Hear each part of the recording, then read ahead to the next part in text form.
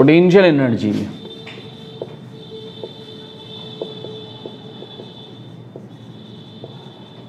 क्या होती है potential energy? Energy possessed by the body by virtue of its position, by virtue of its position and configuration। Body की position, body की configuration, body के shape, body के size, ठीक है, में जो एनर्जी होती है, उसकी वजह से जो एनर्जी होती है वो क्या कहलाती है? पोटेंशियल एनर्जी कहलाती है। ठीक है, energy possessed by the body by virtue of its position and configuration. ठीक है, जब बॉडी का शेप एंड साइज चेंज हो रहा होता है तो उसकी पोटेंशियल एनर्जी में चेंज आ रहा होता है। ठीक है, ठीक है नहीं? तो it is the property of, it is the, नीचे लिखूं, it is the property of entire system, it is the property of entire system. Body की जो ग्रेविटेशनल पोटेंशियल एनर्जी है अर्थ के ग्रेविटेशनल फील्ड के अंदर, वो किस वजह से है, किस वजह से चेंज होती है? बॉडी की पोजीशन पे डिपेंड करती है कि बॉडी की पोजीशन कहाँ है in the gravitational field of the अर्थ। ठीक है, जैसे जैसे हम हाइट ऊपर को बढ़ती चली जाएगी तो पोटेंशियल एनर्जी क्या होगी? बढ़ती चली जाएगी। ठीक है, पोजीशन पे डिपेंड करेगी। क्लियर हो गया? तो उसके अलावा बॉडी के शेप एंड साइज की वजह से भी उसमें पोटेंशियल एनर्जी होती है। ठीक ठीक, तो it is the property of entire system rather than assigning to a particular particle, rather than assigning to a particular particle। क्या मतलब है इस बात का? कि potential energy of the system, potential energy is the property of entire system rather than assigning to a particular particle. अगर इस building के टॉप पे एक पानी का टैंक रखा है तो हम क्या करेंगे? उस पानी के एंटायर टैंक की जो पोटेंशियल एनर्जी है, जो एंटायर जो पानी के पोटेंशियल एनर्जी है, उसकी बात करेंगे। ठीक है, उसमें किसी लेयर्स को या किसी पर्टिकुलर वॉल्यूम को, एक वॉल्यूम कितनी है, इसकी इतनी है, इस पोर्शन की इतनी है, इस पोर्शन की इतनी है, इसको असाइन नहीं करेंगे। एंटायर बॉडी को असाइन की जाएगी पोटेंशियल एनर्जी। ठीक है, ठीक है। It may be, it depends upon, it depends upon datum line,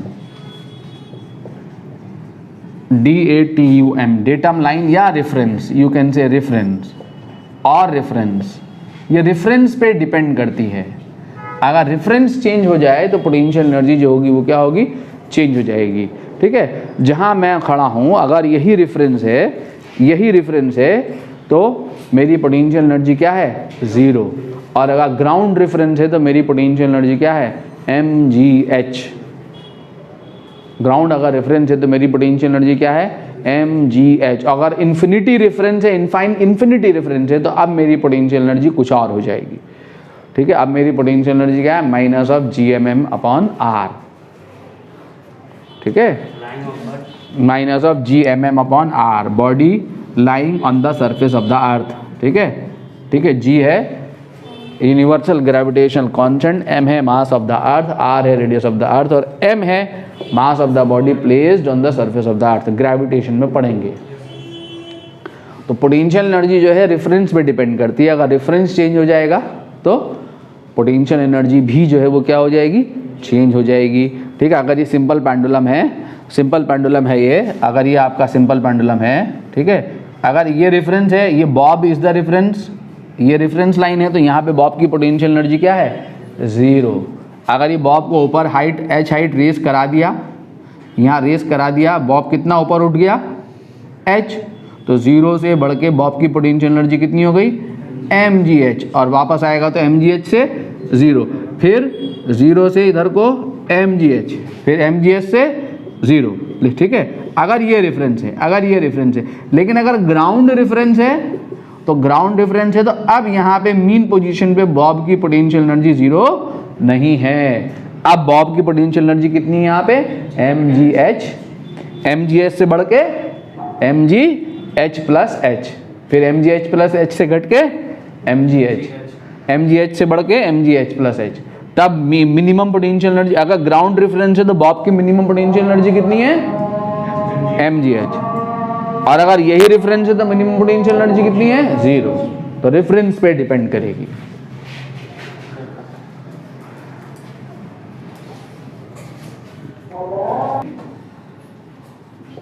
it may B positive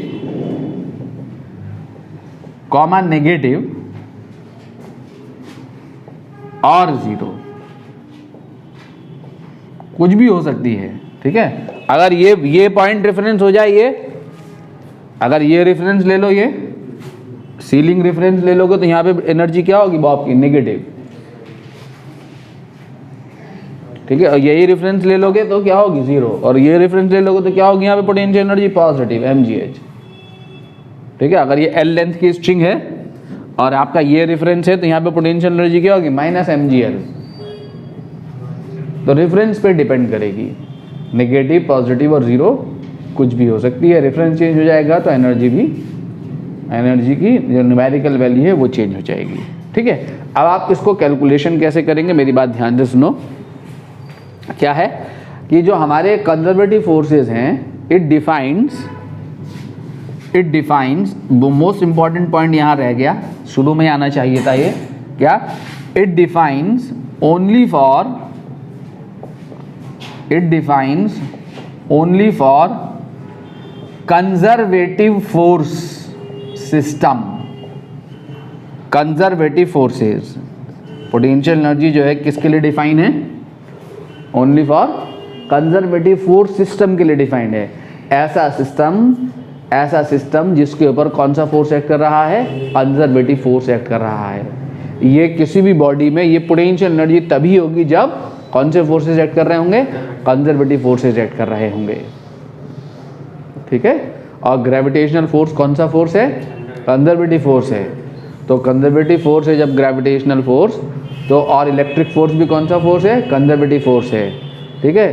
तो ये हर बॉडी में होगी, कोई भी पार्टिकल है, कोई भी अगर बॉडी है तो उसके जो कॉन्स्टिट्यूएंट पार्टिकल से मिलकर बनी होगी ना बॉडी, तो बॉडी के कॉन्स्टिट्यूएंट पार्टिकल एक दूसरे से क्या कर रहे होंगे, इंटरैक्ट कर रहे होंगे। इलेक्ट्रॉन प्रोटॉन ये सब इंटरैक्ट कर रहे होंगे एक दूसरे से, ठीक है। इलेक्ट्रिक इंट्रैक्शन हो रहा होगा इनके बीच में। इंटर मॉलिक्यूलर फोर्सेज एक्ट कर रहे होते हैं मॉलिक्यूल के बीच में। इंटर एटॉमिक फोर्सेज एक्ट कर रहे होते हैं दो एटम्स के बीच में। ये inter molecular forces, inter atomic forces, ये भी कौन से फोर्सेज हैं, कंजर्वेटिव फोर्सेज हैं।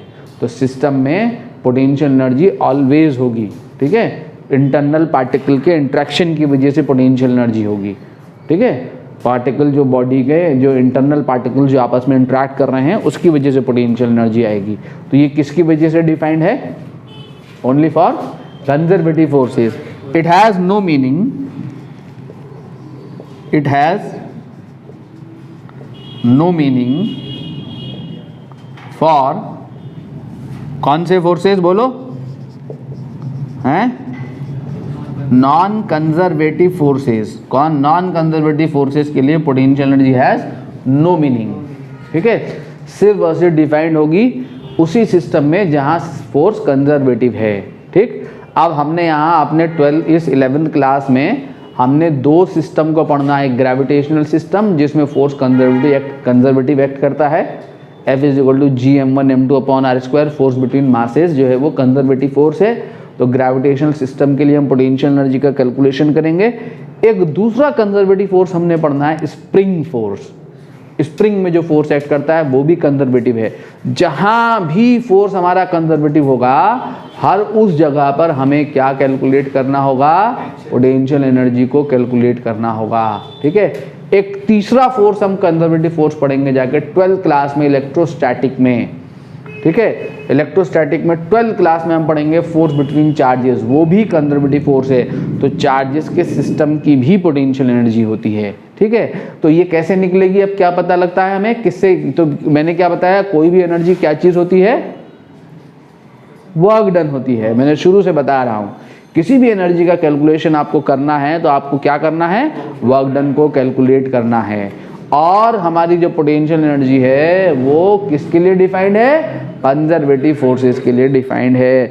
इसका मतलब ये हुआ कि पोटेंशियल एनर्जी का कैलकुलेशन किस चीज़ से होगा, कंजर्वेटिव फोर्स के लिए वर्क डन निकाल कर होगा, ठीक है। जब भी हमें से पोटेंशियल एनर्जी पूछेगा तो हमें क्या करना होगा, कंजर्वेटिव फोर्स के लिए वर्क डन निकालना होगा। उसी वर्क डन से हमारी पोटेंशियल एनर्जी निकल के आएगी। कैसे निकल के आएगी इसको हम देखें, ठीक है, इसको हम देखने जा रहे हैं। मैंने क्या बताया था, हम कितने वर्क डन निकालते हैं बच्चों, हम कैसे क्या निकालते हैं, वर्क डन दो तरीके के से पूछता है, या तो हम निकालते हैं work done by the force, या हम कैलकुलेट करते हैं work done against the force. कल मैंने बताया था work done by the force कितना था, F.S, और work done against the force कितना था, -F.S था ना, ठीक है। तो अगर हम ग्राउंड से बॉडी को h हाइट पे लेके जा रहे थे, कहाँ से लेके जा रहे थे, ग्राउंड से, कहाँ लेके जा रहे थे, h हाइट पे, तो वर्क डन बाय mg कितना था, -mgh, और वर्क डन अगेंस्ट mg कितना था, +mgh। और mg कौन सा फोर्स है, कंजर्वेटिव। h हाइट पे पोटेंशियल एनर्जी क्या होती है, mgh। h हाइट पे पोटेंशियल एनर्जी क्या है, चेंज इन पोटेंशियल एनर्जी होता है एक्चुअली में ये, ठीक है। आगे समझेंगे क्यों होता है, क्या है, mgh, ठीक है। और ग्राउंड से h हाइट पे ले जाने में कौन सा वर्क डन mgh है, अगेंस्ट या बाय, अगेंस्ट। ग्राउंड से जब हम बॉडी को h हाइट पे लेके जाते हैं, ग्राउंड से जब हम बॉडी को h हाइट पे लेके जाते हैं तो mg नीचे, डिस्प्लेसमेंट ऊपर, तो work done bye mg -mgh, और work done against mg +mgh, और h हाइट पे पोटेंशियल एनर्जी +mgh। इसका मतलब कौन सा वर्क डन हमारा पोटेंशियल एनर्जी में जाएगा, अगेंस्ट। कौन सा वर्क डन हमारा पोटेंशियल एनर्जी में जाएगा, अगेंस्ट। तो जब भी हमें पोटेंशियल एनर्जी, जब भी हम वर्क डन निकालेंगे, जब भी हम क्या निकालेंगे, वर्क डन निकालेंगे, कौन सा वर्क डन, अगेंस्ट, कौन सा work done, against conservative force, ठीक है। तो अगर ये against conservative force work done अगर हमारा पॉजिटिव आता है, क्या आता है, पॉजिटिव, हम दो वर्क डन निकालते हैं बच्चों, या तो अगेंस्ट निकाल सकते हैं, या क्या निकाल सकते हैं, या हम निकाल सकते हैं by conservative force,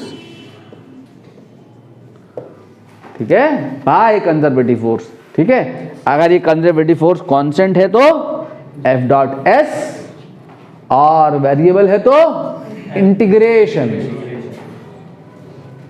conservative force के लिए या तो ये वर्क डन निकाल दो या ये वर्क डन निकाल दो, दोनों में से कोई सा भी वर्क डन निकाल दो। अगर ये निकाला तो यही वर्क डन ही बॉडी की पोटेंशियल एनर्जी में चेंज है, U से डिनोट करते हैं।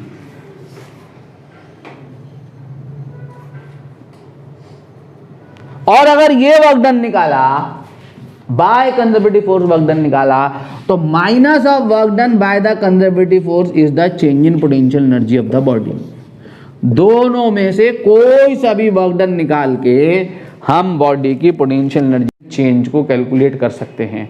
जनरली हम work done by the force निकालते हैं, work done by the conservative force निकालते हैं, फिर उसको नेगेटिव साइन से इक्वेट करा के change in kinetic energy find करते हैं। वो भी निकाल सकते हैं, एक ही बात है, बाय निकाल लो या अगेंस्ट निकाल लो, एक ही चीज है दोनों। जनरली बुक्स जनरली ऐसा कर लो, F.S निकालो, बाय निकालेंगे तो पॉजिटिव में होगा, इसलिए उसको नेगेटिव, बाय जो भी नहीं, बाय जो निकालेंगे वो नेगेटिव आएगा, तो उसके आगे नेगेटिव कराओगे तो पॉजिटिव हो जाएगा, और पॉजिटिव आएगा तो नेगेटिव डालोगे तो नेगेटिव आ जाएगा। कुछ भी आ सकता है ये, इसके नेगेटिव आने का मतलब नहीं कि नेगेटिव साइन होने का मतलब नहीं कि ऑलवेज नेगेटिव आएगा, इस पर डिपेंड करेगा। अगर ये पॉजिटिव कैलकुलेशन आया तो ये नेगेटिव आएगा। डेल्टा यू नेगेटिव आने का मतलब कि बॉडी की पोटेंशियल एनर्जी घट रही है, और change in potential energy positive आने का मतलब बॉडी की पोटेंशियल एनर्जी बढ़ रही है। सुना? तो कौन है हमारी पोटेंशियल एनर्जी? वर्क डन है। कौन है? वर्क डन है। कौन सा वर्क डन है? कंजर्वेटिव फोर्सेस के अगेंस्ट जो वर्क डन है वो बॉडी में पोटेंशियल एनर्जी की फॉर्म में जाएगा। ठीक है, बॉडी से पोटेंशियल एनर्जी की फॉर्म में जाएगा या बॉडी में पोटेंशियल एनर्जी की फॉर्म में आएगा। अगर प्लस है तो बॉडी की पोटेंशियल एनर्जी घट जाएगी, अगर ये डेल्टा यू प्लस है तो। अगर माइनस है तो इतनी ही पोटेंशियल एनर्जी घट जाएगी। अगर डेल्टा यू आपको चेंज इन पोटेंशियल एनर्जी आपको मिला -100 जूल, इसका मतलब ये है कि 100 जूल पोटेंशियल एनर्जी घट गई। तो घट के कहां गई? या तो लॉस हो गई या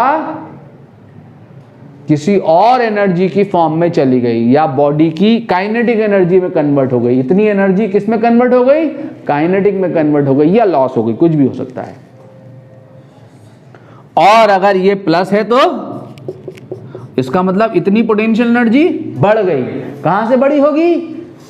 कहीं और से बड़ी होगी, बॉडी को कहीं और से मिली होगी ये एनर्जी। या तो बॉडी की काइनेटिक एनर्जी इतना डिक्रीज होकर पोटेंशियल में चली गई होगी, पोटेंशियल की फॉर्म में स्टोर हो गई होगी। ठीक है, एक एनर्जी घटेगी तो दूसरी एनर्जी बढ़ेगी। ठीक है, energy can neither be created nor be destroyed. तो अब हमारे पास, अगर हम यहां समझ गए मेरी बात को, कैसे करना है एनर्जी का कैलकुलेशन? पोटेंशियल एनर्जी का कैलकुलेशन किससे होगा? वर्क डन से होगा। कौन से वर्क डन से? कंजर्वेटिव फोर्स के लिए वर्क डन, या तो अगेंस्ट या बाय। अगेंस्ट निकाला तो वही पोटेंशियल एनर्जी, बाय निकाला तो उसके आगे माइनस लगा देना है। ठीक है, नाउ अब हमारे पास मैं क्या लिख सकता हूं? देखो, डेल्टा यू जो है हमारा, डेल्टा यू क्या है हमारा? क्या बताया मैंने? Minus of work done by conservative force, ये बताया ना है? अब work done by conservative force क्या होगा? डेल्टा यू बराबर, वर्क डन को मैं ऐसे लिख सकता हूं, फोर्स, कौन सा force? Conservative force into displacement. You can से डिस्प्लेसमेंट लेट डेल्टा एक्स है। तो कंजर्वेटिव फोर्स क्या हो जाएगा जरा बताओ तो सही? Minus of delta u upon delta x, minus of if delta x is approaching to 0, delta x किसको अप्रोच कर जाए? 0 को, तब ये क्या हो जाएगा? dx। Delta x approaching to 0 का मतलब क्या हो गया? ये dx हो गया, डिफरेंशियल वैल्यू हो गई। ठीक है, तब ये कंजर्वेटिव फोर्स जो होगा वो क्या हो जाएगा हमारा? Minus of d u upon d x. यानी अगर हमने कैलकुलेशन करना है पोटेंशियल एनर्जी से कंजर्वेटिव फोर्स का, तो हम ऐसे कर सकते हैं, calculation of conservative force from potential energy, calculation of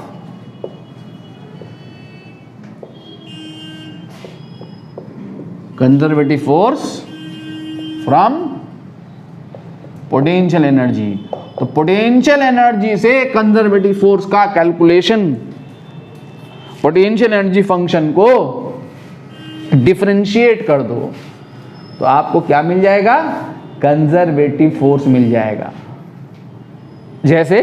जैसे आपके पास ग्रेविटेशन में जब आप जाएंगे तो अगर दो मासेस हैं तो दो मासेस की जो ग्रेविटेशनल पोटेंशियल एनर्जी है, अगर ये दो मासेस हैं एक दूसरे से m1 m2, ये दो मासेस एक दूसरे से r डिस्टेंस पे अगर सेपरेटेड हैं तो इन दोनों की जो ग्रेविटेशनल पोटेंशियल एनर्जी है, वो ग्रेविटेशनल पोटेंशियल एनर्जी जो है वो होती है minus of g m1 m2 upon r। Gravitation में हम देखेंगे, दो मासेस अगर एक दूसरे से आर डिस्टेंस पे, ये सन है ये मून है, तो सन और मून के सिस्टम की ग्रेविटेशन पोटेंशियल एनर्जी कितनी है? Minus of G m1 m2 upon r. m1 mass of the sun, m2 mass of the earth. ये क्या लिया था मैंने? ये सन है, ये अर्थ है, तो mass of the sun, mass of the earth, r distance between their centres. तो ये ग्रेविटेशनल पोटेंशियल एनर्जी हो गई अर्थ और सन के सिस्टम की। अब फोर्स निकालना है, आपसे कहा है फाइंड इससे conservative force. Find conservative force, तो कंजर्वेटिव फोर्स क्या हो जाएगा? F is equal to minus of du upon dr हो जाएगा। यहां r का फंक्शन है ना, यहां मैंने x का फंक्शन लिया है। अगर x का फंक्शन तो माइनस du अपॉन dx, ये हो जाएगा minus of du upon dr। जब आप यहां इसको डालोगे तो जरा देखो तो सही, यहां पे u उठा के डालोगे तो आपका कंजर्वेटिव फोर्स निकल के आएगा minus of d upon dr। u डाल दो, u कितना है? g m1 m2 upon r। तो हम क्या कर रहे हैं? पोटेंशियल एनर्जी से कंजर्वेटिव फोर्स निकाल रहे हैं, सॉल्व कर रहा है। पोटेंशियल एनर्जी फंक्शन दे दिया, कंजर्वेटिव फोर्स निकालना है, तो मैंने u उठा के यहां डाल दिया। अब gm1 m2 तो कांस्टेंट है, तो gm1 m2 बाहर आ गया। कौन क्या है? माइनस साइन भी है ना, ये माइनस साइन है, तो माइनस gm1 m2 बाहर लोगे तो माइनस माइनस क्या हो जाएगा? प्लस। तो gm1 m2 बाहर आ गया और d अपॉन dr ऊपर जाके क्या हो गया? r की पावर -1, और r की पावर -1 का डिफरेंशिएशन करोगे तो -1 पहले आएगा और -1 में से एक माइनस हो जाएगा। अरे n पहले आ जाएगा ना, तो -1 इंटू दिस, और r माइनस क्या हो गया? ये 2, तो क्या आया? F is equal to minus of g m1 m2 upon r square. तो यही तो होता है। देखो, दो मासेस के बीच में फोर्स कितना एक्ट करता है? न्यूटन लॉ ऑफ ग्रेविटेशन में आपने पढ़ा था, कितना एक्ट करता है? g m1 m2 upon r square. Newton law of gravitation है ये। नेगेटिव साइन क्या बता रहा है यहाँ? कि ये फोर्स जो है वो कैसा है? अट्रैक्टिव है। नेगेटिव साइन अट्रैक्टिव फोर्स की वजह से आया है। g m1 m2 upon r square, ठीक है। तो यहां पे ये जो नेगेटिव साइन है क्या इंडिकेट कर रहा है? इस एक्सप्रेशन को याद तो कर सकते हो ना कि कंजर्वेटिव पोटेंशियल एनर्जी से कंजर्वेटिव फोर्स निकालना है तो क्या करना है? पोटेंशियल एनर्जी को डिफरेंशिएट, ठीक है। पोटेंशियल एनर्जी से कंजर्वेटिव फोर्स निकालना है तो पोटेंशियल एनर्जी को क्या करना है? डिफरेंशिएट करना है, ये याद करना है, ठीक है। ये आपको यूज होगा न्यूमेरिकल्स में। नेगेटिव साइन क्या शो कर रहा है? नेगेटिव साइन शोज दैट, यहां पे नेगेटिव साइन क्या शो कर रहा है? Negative sign shows that conservative force acts, conservative force acts in a direction where potential energy means PE decreases.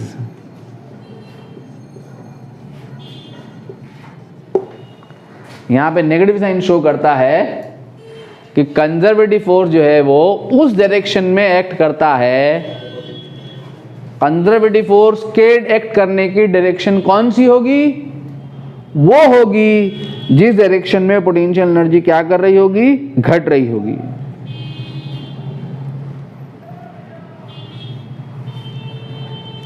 ठीक है। या आप फोर्स की डायरेक्शन देख के पता कर सकते हैं कि पोटेंशियल एनर्जी किधर घट रही है। किधर घट रही है पोटेंशियल एनर्जी? जिधर कंजर्वेटिव फोर्स एक्ट कर रहा है। जो कंजर्वेटिव फोर्स के एक्ट करने की डायरेक्शन है वही डायरेक्शन ही क्या है? जो कंजर्वेटिव फोर्स के एक्ट करने की डायरेक्शन है वही पोटेंशियल एनर्जी के घटने की डायरेक्शन है, डिक्रीज होने की डायरेक्शन है। जैसे एग्जाम्पल के तौर पे अगर हम समझें कि कि अभी अभी हमने क्या देखा कि ये अगर हमारे पास ये अर्थ है, ये अर्थ है और ये बॉडी है, तो mg कहाँ है बोलो? नीचे को। और mg कौन सा फोर्स है? कंजर्वेटिव है। mg कंजर्वेटिव है, ठीक। तो आप क्या बता रहा नेगेटिव साइन कि जिस डायरेक्शन में कंजर्वेटिव फोर्स एक्ट करेगा, बॉडी जब उस डायरेक्शन में चलेगी तो पोटेंशियल एनर्जी उसकी घटेगी, और उसका अपोजिट चलेगी तो बढ़ेगी। तो किस डायरेक्शन में पोटेंशियल एनर्जी घटती है बताओ तो सही? जब बॉडी अर्थ की सरफेस की तरफ चलती है या ऊपर को चलती है? अर्थ की सरफेस की तरफ को चलती है। तो इस डायरेक्शन में, जिस डायरेक्शन में फोर्स, उस डायरेक्शन में यू डिक्रीजेस, ठीक है। ये दो मासेस एक दूसरे को क्या करते हैं बोलो? अट्रैक्ट। तो फोर्स कैसे लगेगा? ऐसे लगेगा। तो इनकी एनर्जी कब घटेगी इस सिस्टम की? जब भी सिस्टम फोर्स की डायरेक्शन में चलेगा, बॉडीज फोर्स की डायरेक्शन में चलेंगी तो एनर्जी घटेगी। तो जब ये करीब आएंगे तो एनर्जी, पोटेंशियल एनर्जी घटेगी, दूर जाएंगे तो बढ़ेगी, ठीक है। दो मास चार्जेस हैं, एक चार्ज है प्लस क्यू और दूसरा चार्ज है प्लस क्यू। दोनों क्या करते हैं? प्लस क्यू क्या करते हैं? रिपेल। तो ये इसको इधर को भगाएगा फोर्स लगा के, ये इसको इधर को भगाएगा फोर्स लगा के। तो कब बढ़ेगी पोटेंशियल एनर्जी? फोर्स की डायरेक्शन में चलने पे पोटेंशियल एनर्जी घटेगी, फोर्स की डायरेक्शन में चलने पे। तो सेम चार्जेस जब दूर जाएंगे तो एनर्जी घटेगी, करीब आएंगे तो बढ़ेगी। और जब अपोजिट चार्जेस हैं प्लस क्यू और माइनस क्यू, तो ये दोनों एक दूसरे को क्या करेंगे? अट्रैक्ट करेंगे। जब ये दोनों अट्रैक्ट करेंगे तो ये करीब आएंगे तो एनर्जी, करीब आएंगे तो एनर्जी घटेगी और दूर जाएंगे तो बढ़ेगी, ठीक है। ठीक। कोई सा भी क्वेश्चन, जैसे मान लो आपसे कहे कि potential energy function is given by, potential energy function is given by u is equal to 8x square joule, find conservative force. Conservative force find करना है, ठीक है। तो कंजर्वेटिव फोर्स क्या हो जाएगा हमारा? F is equal to minus of d u upon d x, ठीक है। तो F इज इक्वल टू हो जाएगा minus of d upon d x into 8x square, और यानी कितना हो जाएगा? Minus 16x। F is equal to 8 two से कितना हो गया? ये तो जगह नहीं है, इधर देखो। 8 टू से कितना हो गया? 16 माइनस 16x न्यूटन। ये हो गया हमारा कंजर्वेटिव फोर्स यहाँ से। और अगर उसने दे दिया कि फाइंड फोर्स एट 2,0, तो x की जगह 2 रख दो,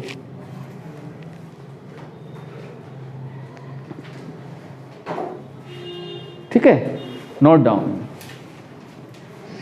तो calculation of potential energy from conservative force, calculation of potential energy from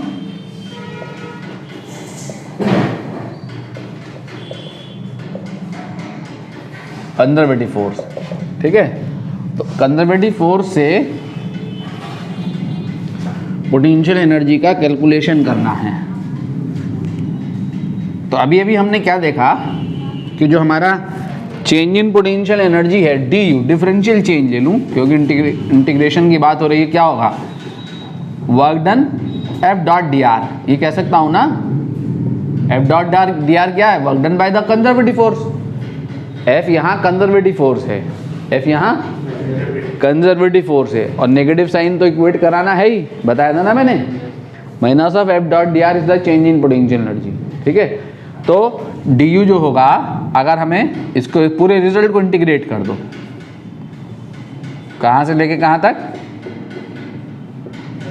F dot D are ऐसे इंटीग्रेट कर दिया, ठीक है। और लिमिट लगा दी यहाँ, ये क्या कौन सी लिमिट लगेगी? इनिशियल लिमिट, यहाँ पे इनिशियल लिमिट लगेगी, ठीक है, और यहाँ कौन सी लिमिट लगेगी, फाइनल लिमिट।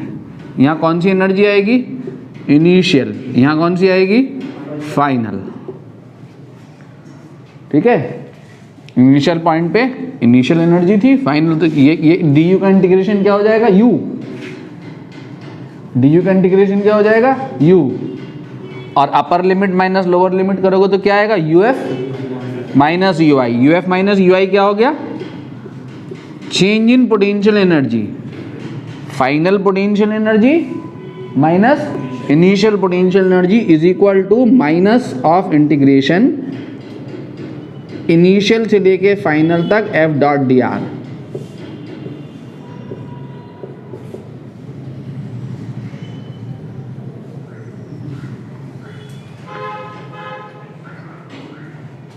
ठीक है, तो ये आपका पोटेंशियल एनर्जी का कैलकुलेशन निकल के आएगा। क्या निकल के आएगा यहाँ से, चेंज इन पोटेंशियल एनर्जी। ये लिमिट कौन सी है, इनिशियल लिमिट कौन सी, जो बाद वाला डिफरेंस में बाद में आ रहा है ना, डिफरेंस पोटेंशियल एनर्जी में, इस पॉइंट की लिमिट है ये, ठीक है। अगर किसी पर्टिकुलर पॉइंट की अगर पोटेंशियल एनर्जी निकालनी हो तो क्या करेंगे, कब पता होगी, जब हमें ये रेफरेंस को, ये एक रेफरेंस पॉइंट की एनर्जी पता हो। जैसे वो कह दे कि एनर्जी, पोटेंशियल एनर्जी इस इनिशियल पॉइंट पे पोटेंशियल एनर्जी 10 जूल है, तो ये 10, ये इनिशियल पॉइंट, तो यहाँ फाइनल पॉइंट पे पोटेंशियल एनर्जी पता लग सकती है, अदरवाइज चेंज निकल सकता है। जैसे क्वेश्चन से समझे बात को, ठीक है। क्वेश्चन क्या है, conservative force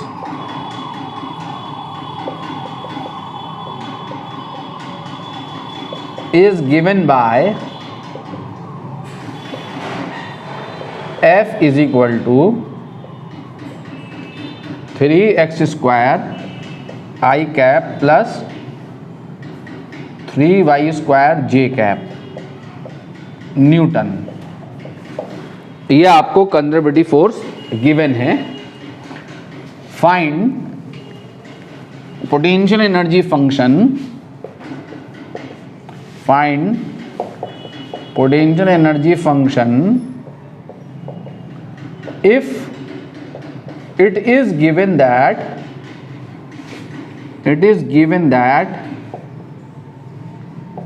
it is 0, it is 10 joule at origin।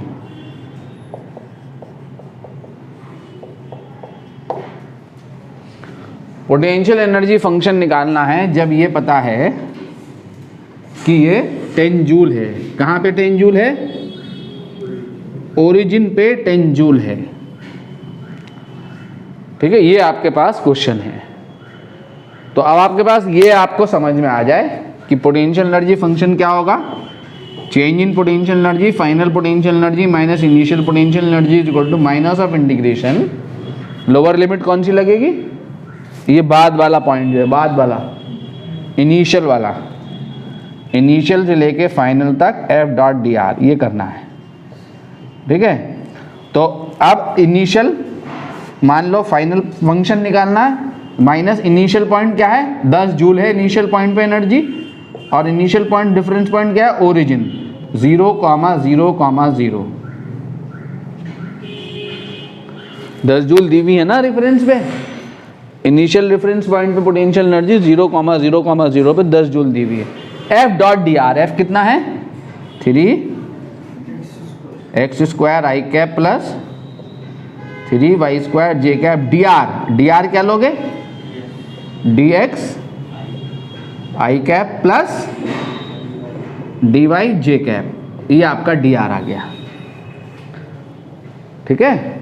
अब डॉट प्रोडक्ट तो आपको पता है ना क्या होता है डॉट प्रोडक्ट, आई के कोफिशिएंट का मल्टीप्लिकेशन, कितना है यहाँ 3x स्क्वायर, यहाँ कितना है dx, तो u minus 10 is equal to minus of integration, minus sign मत भूल जाना ये, ठीक है, minus of integration 3x square dx, और वहाँ से क्या आएगा 3y स्क्वायर dy, ठीक है। 0, 0, 0 से अपर लिमिट क्या है, फंक्शन निकालनी, फंक्शन का मतलब एक्स वाई जेड, ठीक है, एक्स वाई जेड का फंक्शन निकालनी है, तो एक्स वाई जेड, तो u इज इक्वल टू कितना आ गया जरा बताओ तो सही, -10 उधर जाके +10 हो गया ना, माइनस यहाँ क्या आएगा एक्स क्यूब, और यहाँ से क्या आएगा वाई क्यूब, 0 0 0 और एक्स वाई जेड। तो पोटेंशियल एनर्जी क्या आ गई, जरा upper limit minus lower limit करोगे तो क्या आ गई, 10 minus x cube minus y cube.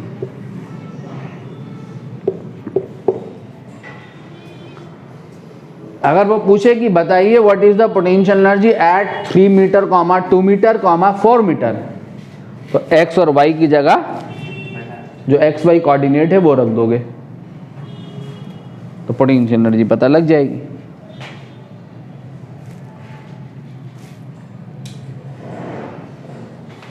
Elastic potential energy stored in the spring.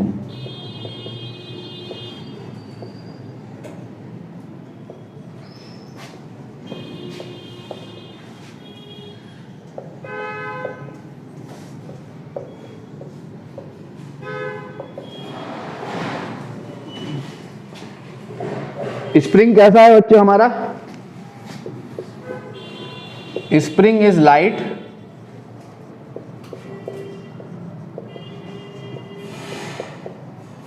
And perfectly elastic, ठीक है, और सरफेस इज स्मूथ या frictionless, no air resistance, air resistance भी नहीं है, किसी तरीके का कोई डिसिपेटिव फोर्स, कोई नॉन कंजर्वेटिव फोर्स एक्ट नहीं कर रहा है, ठीक है। तो हमारे पास ये स्प्रिंग है, आने दो यार, आने दो हैं, हो गया, चलो कोई बात नहीं, यही बात कर लेंगे उनसे।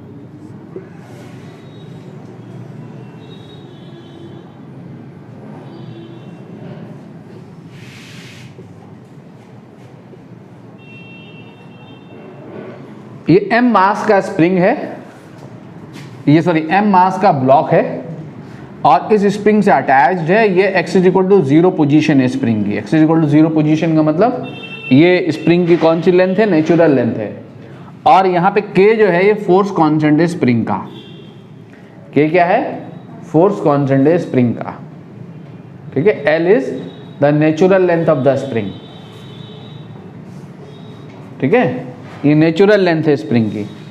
जब हमने इस स्प्रिंग को यहाँ से, अगर हम यहाँ से इसे उठा के स्ट्रेच कर दें, इस ब्लॉक को उठा के यहाँ से यहाँ ले जाएं, यहाँ से यहाँ ले गया, ठीक है, ये m मास का ब्लॉक, ये कौन सी पोजीशन थी? x is equal to 0। x is equal to 0 position से हमने ब्लॉक को कहाँ ले गए? x is equal to x पे ले गए। तो स्प्रिंग को हमने क्या किया? स्ट्रेच किया। स्प्रिंग को हमने क्या किया? स्ट्रेच किया। कितना स्ट्रेच किया स्प्रिंग को? x। जब x स्प्रिंग को स्ट्रेच करूंगा तो स्ट्रेच जिधर को किया है, जिधर को इसमें एक्सटेंशन है, उसके अपोजिट स्प्रिंग में फोर्स डेवलप होगा। ये फोर्स स्प्रिंग को क्या करेगा? इस ब्लॉक को क्या करेगा? इस ब्लॉक को इसकी ओरिजिनल जो पोजीशन थी, जो मीन पोजीशन थी, वो उसमें वापस लाने की कोशिश करेगा, ठीक है। ब्लॉक को इसकी ओरिजिनल पोजीशन रीस्टोर कराने की कोशिश करेगा। तो इसलिए ये फोर्स जो है वो क्या कहलाएगा? रीस्टोरिंग फोर्स कहलाएगा, ठीक है। ये जो फोर्स है ब्लॉक के ऊपर, ये जो फोर्स है ब्लॉक के ऊपर, ये डायरेक्टली प्रोपोर्शन होता है किसके? x के, माइनस ऑफ x के, ठीक है। माइनस साइन क्यों लगाया है? क्योंकि फोर्स जो है x के अपोजिट एक्ट कर रहा है। फोर्स कहाँ एक्ट कर रहा है? डिस्प्लेसमेंट अगर इधर होगा तो फोर्स अपोजिट डायरेक्शन में होगा, माइनस साइन ही इंडिकेट कर रहा है। तो ये फोर्स जो है कितना आता है? प्रोपोर्शनैलिटी कांस्टेंट यहाँ पे क्या होता है? Minus of kx। क्या है ये? हुक्स लॉ के अकॉर्डिंग आता है। किसके अकॉर्डिंग आता है? हुक्स लॉ के अकॉर्डिंग, ठीक है, आगे पढ़ेंगे हुक्स लॉ। हुक्स लॉ के अकॉर्डिंग फोर्स कितना आता है, F is equal to minus of kx, इसको हुक्स लॉ कहते हैं। जहां x क्या है, एक्सटेंशन या कॉम्प्रेशन है स्प्रिंग में। x क्या है, एक्सटेंशन या कॉम्प्रेशन है स्प्रिंग में, कुछ भी हो सकता है। ठीक है, k जो है यहाँ पर, k एक कांस्टेंट है जो कि क्या कहलाता है, क्या कहलाता है, स्प्रिंग कांस्टेंट, जो किस बात में निर्भर करता है, इस स्प्रिंग की स्टिफनेस पे डिपेंड करता है, स्प्रिंग पे डिपेंड करता है। फोर्स कांस्टेंट अलग अलग स्प्रिंग के लिए ये इसकी वैल्यू क्या होगी, अलग अलग होगी। स्प्रिंग कांस्टेंट या क्या कहते हैं इसको, क्या कहते हैं, इलास्टिक कांस्टेंट कहते हैं इसको, या इसका एक और नाम होता है, क्या नाम होता है, फोर्स कांस्टेंट होता है। यह इसका एक और नाम होता है, क्या नाम होता है, फोर्स कांस्टेंट। ठीक है, तो ये कैसा फोर्स है, वेरिएबल फोर्स है। कैसा फोर्स है, वेरिएबल फोर्स है। कैसे पता लग रहा है वेरिएबल फोर्स है, ये एक्स पे डिपेंड कर रहा है। जैसे जैसे स्प्रिंग में एक्सटेंशन बढ़ाते चले जाओगे ये फोर्स बढ़ता चला जाएगा। कभी आपने जिम में स्प्रिंग खींचा हो तो जितना ज़्यादा खींचोगे स्प्रिंग को तो वो वापस उतना ज़्यादा फोर्स बढ़ता चला जाता है। ठीक है, कंप्रेस करोगे तो फोर्स बढ़ता चला जाएगा अपोजिट डायरेक्शन में। ठीक है, एक्सटेंशन और कंप्रेशन पे डिपेंड करता है फोर्स। हमने क्या फाइंड करना है, पोटेंशियल एनर्जी। ये फोर्स कैसा है, कंजर्वेटिव फोर्स है। कैसा फोर्स है, कंजर्वेटिव फोर्स है। यहाँ पे सिर्फ और सिर्फ कौन सा फोर्स एक्ट कर रहा है, स्प्रिंग फोर्स एक्ट कर रहा है। यहाँ पे मैंने फ्रिक्शन को क्या कर दिया है, नेग्लेक्ट, स्मूथ एज्यूम कर लिया, तो कोई नॉन कंजर्वेटिव फोर्स एक्ट नहीं कर रहा है सिस्टम पे। ठीक है, कोई नॉन कंजर्वेटिव फोर्स एक्ट नहीं कर रहा है सिस्टम पे, सिर्फ कंजर्वेटिव फोर्स एक्ट कर रहा है। तो इस कंजर्वेटिव फोर्स के अगेंस्ट स्प्रिंग को एक्सटेंड करने में जितना वर्क डन हम करते हैं, एक्सटर्नल एजेंसी जो वर्क करती है वो वर्क लॉस नहीं होता, वो वर्क कहां चला जाता है, इस स्प्रिंग में पोटेंशियल एनर्जी की फॉर्म में स्टोर हो जाता है। इस स्प्रिंग में पोटेंशियल एनर्जी की फॉर्म में स्टोर हो जाता है। हमने वो पोटेंशियल एनर्जी निकालनी है। सर, स्प्रिंग में स्टोर होता है या ब्लॉक में? स्प्रिंग में स्टोर होता है। ठीक है, ब्लॉक में काइनेटिक एनर्जी आती है। ब्लॉक में क्या आती है, काइनेटिक एनर्जी। पोटेंशियल एनर्जी जब घटती है तो वो काइनेटिक की फॉर्म में ब्लॉक में जाती है। ठीक है, तो हमने वो स्टोर्ड एनर्जी निकालनी है। नाउ मैं ब्लॉक को कहां से कहां लेके गया हूं, मैं 0 से लेके x तक, और ये फोर्स कैसा है, कंजर्वेटिव फोर्स है। कैसा फोर्स है, कंजर्वेटिव। और कैसा फोर्स है, वेरिएबल फोर्स है। ठीक है, तो let the block is displaced, let the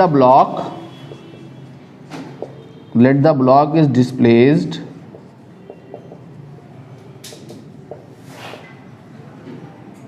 further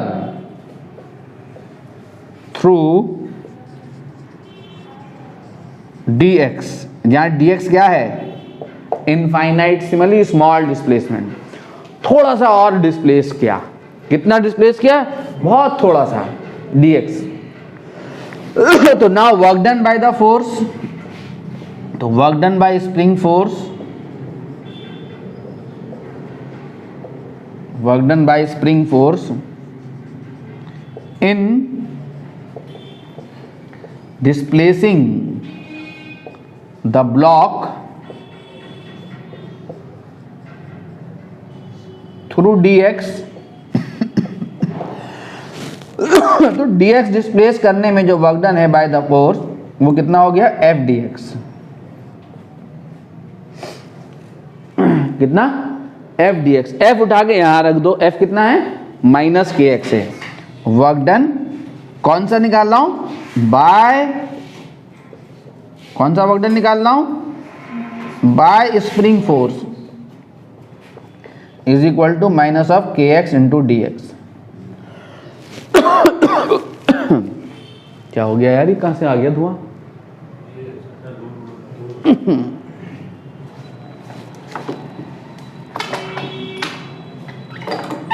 मर गए।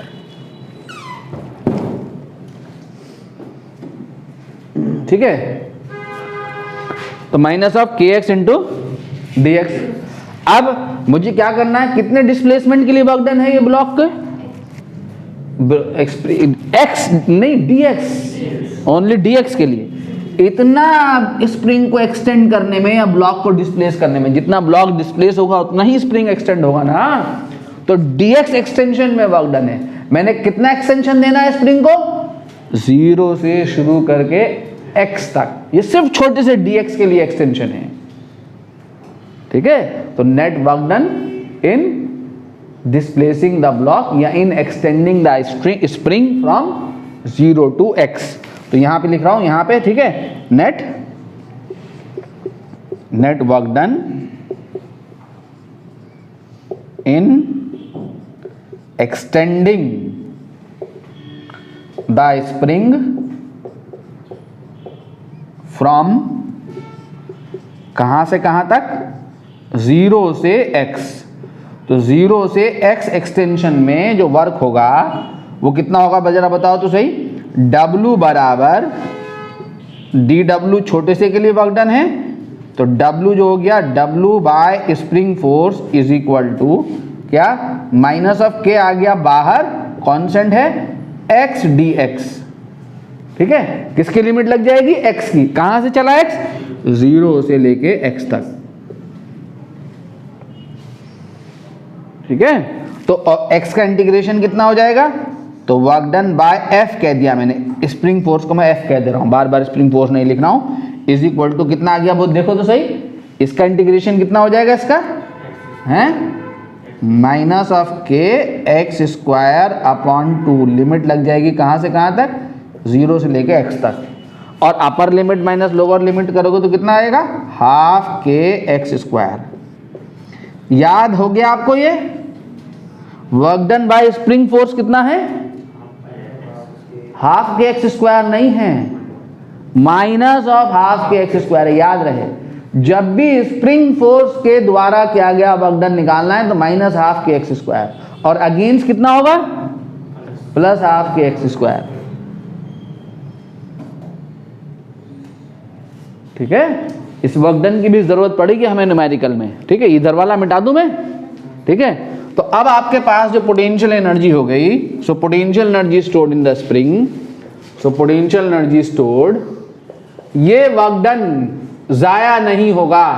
किस फॉर्म में चला जाएगा, किस फॉर्म में चला जाएगा, पोटेंशियल एनर्जी की फॉर्म में। तो potential energy stored in the spring U is equal to minus of work done by spring force. समझ में आई मेरी बात। स्प्रिंग फोर्स कौन सा फोर्स है, कंजर्वेटिव फोर्स। मैंने अभी बताया था जब आप work done by conservative force निकालेंगे तो उसको किससे इक्वेट कराएंगे, माइनस साइन से। और work done by spring force आपने कितना निकाला है, माइनस हाफ के एक्स स्क्वायर। तो जब आप यहाँ पे माइनस हाफ के एक्स स्क्वायर करेंगे तो आपका potential energy stored in the spring जो है वो कितनी आएगी, हाफ के एक्स स्क्वायर आएगी। कैसी आएगी, ऑलवेज पॉजिटिव। ऑलवेज कैसी होगी, पॉजिटिव, बिकॉज ये एक्स स्क्वायर है। एक्स नेगेटिव हो या पॉजिटिव हो, ब्लॉक को इधर डिस्प्ले, ब्लॉक जब कंप्रेस होगा तो एक्स क्या होगा, नेगेटिव होगा। तो नेगेटिव का स्क्वायर क्या आएगा, पॉजिटिव ही आएगा, और के हमेशा पॉजिटिव है। तो पोटेंशियल एनर्जी क्या है यहाँ, ऑलवेज पॉजिटिव होगी। U is equal to half के एक्स स्क्वायर। ठीक है, तो ये हमने potential energy stored in the spring निकाल ली, U is equal to half के एक्स स्क्वायर।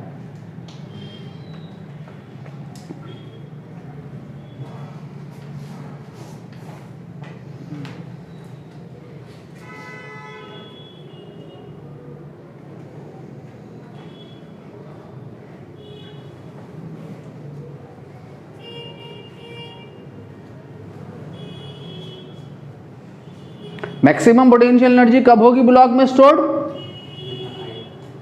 स्प्रिंग में मैक्सिमम पोटेंशियल एनर्जी स्टोर्ड कब होगी, जब ब्लॉक मैक्सिमम एक्सटेंशन पे होगा। मैक्सिमम एक्सटेंशन मतलब एक्सट्रीम पोजीशन। मैक्सिमम एक्सटेंशन मतलब कहां होगा ब्लॉक, एक्सट्रीम पोजीशन पे होगा। ठीक है, ब्लॉक जब एक्सट्रीम पोजीशन पे होगा तो एनर्जी स्टोर्ड जो होगी वो क्या होगी, मैक्सिमम होगी। ठीक है, अगर ब्लॉक की जो एक्सट्रीम पोजीशन है मान लेते हैं हमारे पास, अब इस डिस्कशन को अगर हम आगे कंटिन्यू करें कि ये हमारा ब्लॉक है, ठीक है, ये ब्लॉक की x is equal to 0 position है और ये ब्लॉक की x is equal to xm जो है, x is equal to xm जो है ये मैक्सिमम एक्सटेंशन वाली पोजीशन है और ये वाली जो पोजीशन है ब्लॉक की, ये वाली जो पोजीशन है ये x is equal to minus xm position है। ठीक है, यानी ये जो पोजीशन है ब्लॉक की कौन सी पोजीशन है, एक्सट्रीम, और ये जो पोजीशन है ये कौन सी पोजीशन है, एक्सट्रीम, और ये जो पोजीशन है ये कौन सी पोजीशन है, मीन। ब्लॉक हमने यहां पे ले लिया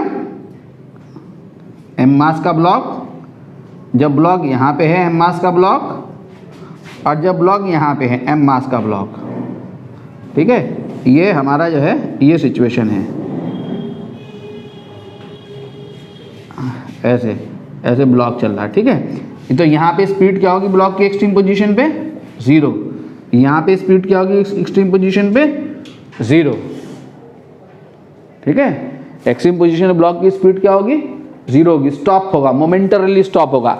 यहाँ पे स्पीड क्या होगी ब्लॉक की, या तो इधर की तरफ को, जब इधर कंप्रेस हो रहा होगा तो इधर जा रहा होगा और जब एक्सटेंड हो रहा होगा इधर जा रहा होगा। ठीक है, इधर को या इधर को, कहीं को भी हो सकती है स्पीड, क्या होगी, मैक्सिमम। यहाँ पे स्पीड क्या होगी, मीन पोजीशन पे स्पीड क्या होगी, मैक्सिमम होगी। और ये जो पोजीशन है ब्लॉक की, मान लिया ये वाली पोजीशन जो है ब्लॉक की, यहाँ पे क्या है, ये x पोजीशन है, ये x है। यहाँ पे ब्लॉक में स्पीड भी है, इधर या इधर कहीं भी हो सकती है स्पीड। ठीक है, इधर को जा रहा होगा तो वही स्पीड होगी, जब इस पॉइंट से इधर को क्रॉस करे या इधर को क्रॉस करे, एक ही स्पीड होगी ब्लॉक की। ठीक है, तो इस पॉइंट पे एक्सटेंशन कितना है ब्लॉक में, x, तो पोटेंशियल एनर्जी कितनी होगी, हैं, पोटेंशियल एनर्जी कितनी होगी, बोलो, 1/2 kx²। एक्सट्रीम पोजीशन पे लेट जो है, लेट एक्सएम जो है ये क्या है, extreme position of the block,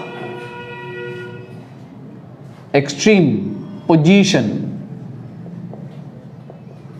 plus minus XM कुछ भी हो। ठीक है, प्लस एक्सएम भी एक्सट्रीम है, माइनस एक्सएम भी एक्सट्रीम है, extreme position of block.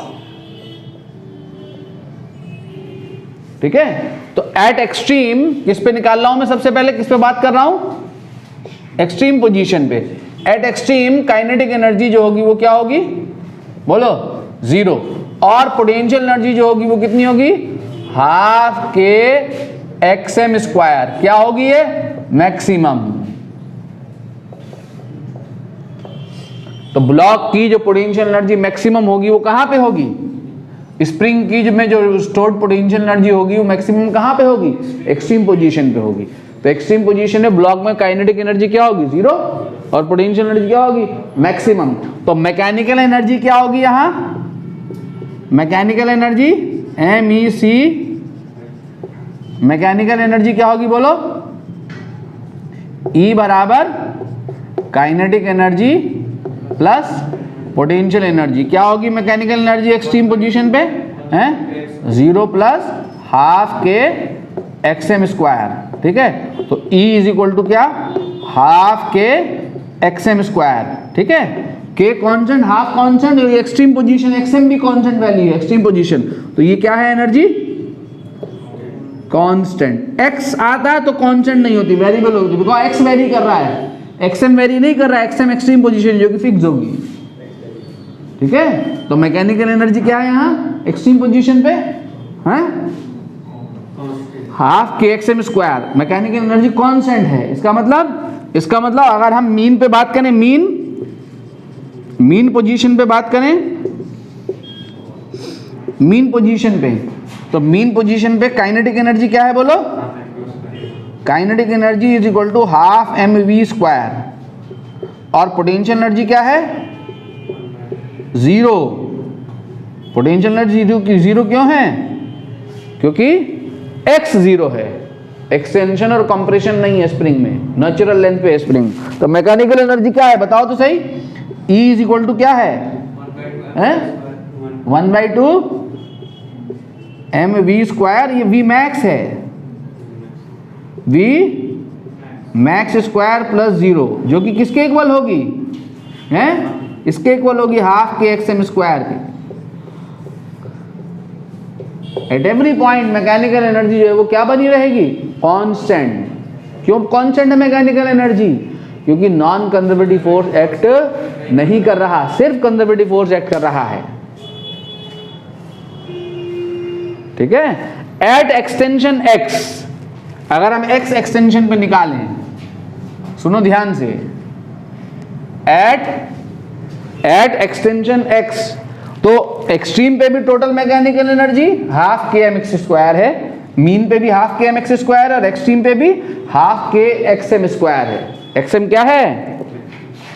Maximum extension या एम्पलीट्यूड भी कहते हैं इसको, मैक्सिमम एक्सटेंशन या maximum compression in the spring. ठीक है? इस हाफ के xm स्क्वायर को हाफ mv स्क्वायर से इक्वेट करा के मीन पोजीशन में ब्लॉक की स्पीड फाइंड कर सकते हो। ठीक है? एट एक्सटेंशन x, अगर एक्सटेंशन x पे देखें हम, तो पोटेंशियल एनर्जी कितनी होगी बताओ तो सही? हाफ के x स्क्वायर, ये होगी ना। और मैकेनिकल एनर्जी, काइनेटिक एनर्जी कितनी होगी? काइनेटिक एनर्जी होगी mechanical energy minus potential energy होगी ना। यानी अब मैकेनिकल एनर्जी कितनी है? हाफ के xm स्क्वायर माइनस हाफ के x स्क्वायर। तो काइनेटिक एनर्जी कितनी है बोलो? हाफ ऑफ के xm square minus x square. तो ये तो काइनेटिक एनर्जी है और ये पोटेंशियल एनर्जी है, और टोटल एनर्जी क्या है? हाफ के xm स्क्वायर है, जो कि क्या है? कांस्टेंट है। ठीक है? तो कौन वेरी कर रही है? Potential energy and kinetic energy, और इन दोनों का सम जो कि मैकेनिकल एनर्जी है वो क्या बनी रहेगी? कांस्टेंट। जब आप ब्लॉक को डिस्प्लेस करके छोड़ोगे यहां से मीन पोजीशन से, तो ब्लॉक जो होगा एक्सएम और माइनस एक्सएम के अबाउट ऐसे एसएचएम करता रहेगा। ठीक है? स्टॉप नहीं होगा, ये एसएचएम लगातार मेंटेन रहेगा। क्यों लगातार मेंटेन रहेगा ये एसएचएम?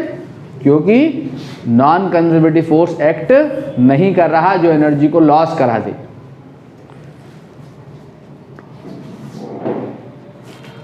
ठीक है? अगर हम इसको ग्राफ में उतारें तो ये कौन सा ग्राफ है बताओ तो सही? क्वाड्रेटिक इक्वेशन है ये। क्या है ये? पैराबोला। ये भी क्वाड्रेटिक इक्वेशन है। हाफ के और एक्सएम क्या है? यहां कांस्टेंट है, ये एक्स स्क्वायर वाला टर्म है। ये भी क्वाड्रेटिक इक्वेशन है, तो इसका ग्राफ भी क्या है? पैराबोला। ये कांस्टेंट टर्म है, ये क्वाड्रेटिक नहीं है, क्योंकि हाफ के और एक्सएम कांस्टेंट वैल्यू है। हाफ टू के की वैल्यू 10, एक्सएम की वैल्यू 5, हाफ इंटू 10 इंटू 5 एक कांस्टेंट नंबर वैल्यू है, वेरिएबल नहीं है ये एक्सएम। कहीं से आप क्वाड्रेटिक समझो, ये कांस्टेंट टर्म है ये। ठीक है? Because XM is constant. तो यहां पे अगर हम ग्राफ खींचे बच्चों,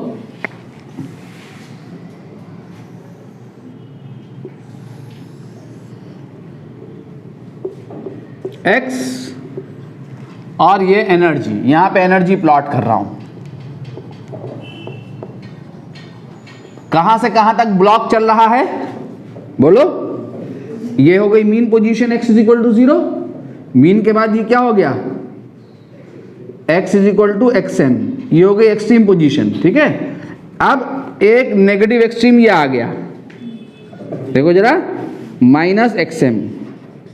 तो xm और माइनस xm के बीच में हो रहा मोशन ब्लॉक का। ठीक है? यहां पे स्प्रिंग की लेंथ नेचुरल लेंथ है, यहां पे मैक्सिमम एक्सटेंशन है, यहां पे मैक्सिमम कंप्रेशन है। तो माइनस xm से लेके xm तक जो मैकेनिकल एनर्जी है वो क्या है, बोलो, कांस्टेंट। तो ये जो ग्राफ है ये किसका ग्राफ है, मैकेनिकल एनर्जी का, बराबर है दोनों तरफ। ये जो ग्राफ है ये किसका ग्राफ है, मैकेनिकल एनर्जी का।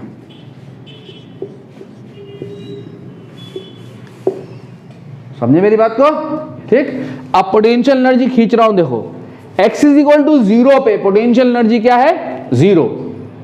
कितनी है, अच्छा ये मैकेनिकल एनर्जी बताओ तो सही है, हाफ, ये यहां से यहां तक की वैल्यू कितनी है, हाफ के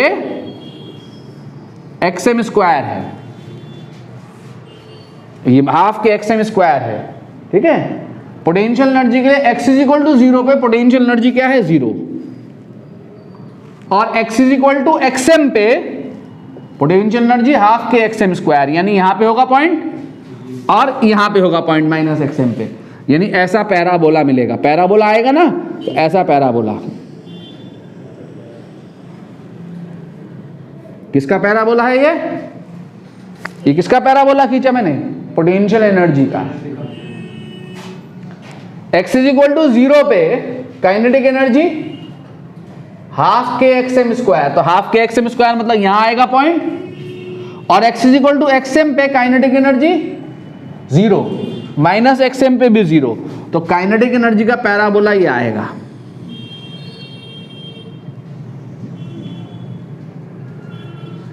यानी ये जो है ये आपका मैकेनिकल एनर्जी हो गई, ये आपकी काइनेटिक एनर्जी हो गई, और ये आपकी क्या हो गई,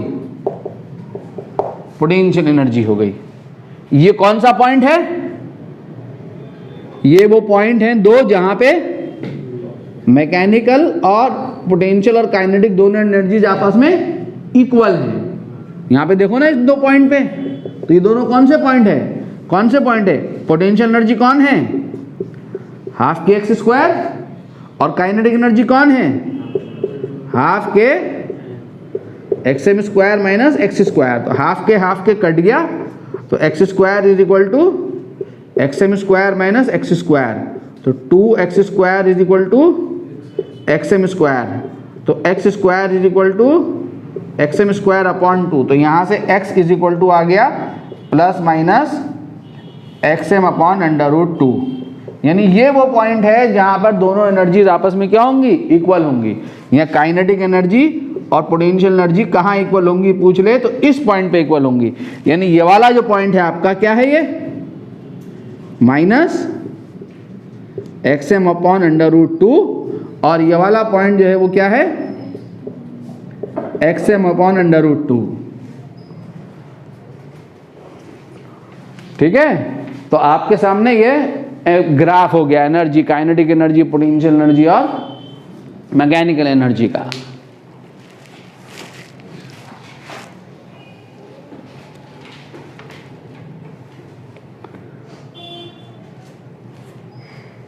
ठीक है,